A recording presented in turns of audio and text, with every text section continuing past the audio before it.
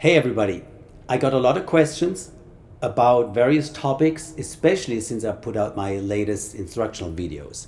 So let's get started. One of the main questions or main concerns that I got from people was that if they grow their fingernails, they cannot feel the string like they could before. The solution to this is you don't really touch the string just with your fingernails. You don't play like this, but rather in this hand position, you first feel it with the flesh of your finger right here, and then you play the string with your fingernails. Ideally, and that takes a little bit of training, you touch the string exactly where the fingernail meets the flesh, right here.